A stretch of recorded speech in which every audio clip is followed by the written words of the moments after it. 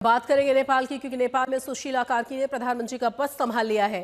फिलहाल नेपाल में शांति है, सेना बैरकों में लौट चुकी है, पुलिस ने शहर में जगह ले ली है। लेकिन सवाल वही कि क्या नेपाल को नुकसान जो पहुंचा है उससे वो जल्दी उबर पाएगा? क्या नेपाल में सियासी शांति लौट पाएगी? 12 सितंबर की रात काठमांडू में राष्ट्रपति निवास से आई इस तस्वीर ने पूरे नेपाल में राहत और भविष्य की आहट का संदेश और संकेत दिया। नेपाल के सुप्रीम कोर्ट की पूर्व चीफ जस्टिस रह चुकी सुशीला कार्की ने नेपाल में अंतरिम सरकार की कमान संभाली और बन गई देश की पहली महिला प्रधानमंत्री। नेपाल में अब नई सरकार है, नई प्रधानमंत्री है, नया दिन है। एक ऐसा दिन जो हिंसक क्रांति के बाद आई है। जेन जी के गुस्से की आग में नेपाल जला, ओली सरकार को सत्ता छोड़नी पड़ी। अब नई व्यवस्था आ गई है। नेपाल की संसद को भंग कर दिया गया है और चुनाव की तारीख भी आ गई है, 5 मार्च 2026।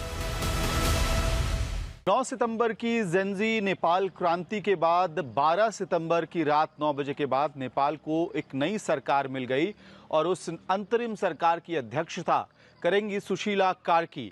लेकिन क्योंकि कल देर रात शपथ ग्रहण के बाद इस पूरे इलाके को आर्मी ने कॉर्डन ऑफ कर दिया था, सैनिटाइज कर दिया था, जिसके बाद सुशीला कार्की जो अब अंतरिम सरकार की प्रधानमंत्री हैं वो यहाँ पे आई। उन्होंने अपने बैग्स पैक किए और एक नए आवास पे जो चिन्हित किया गया है एडमिनिस्ट्रेशन द्वारा, वहां पे उनको शिफ्ट किया गया। हालांकि नई प्रधानमंत्री सुशीला कार्की के सामने हिंसा की मार से जख्मी हुए नेपाल को संभालने और संवारने के रास्ते में कई चुनौतियां भी हैं जो आसान नहीं है।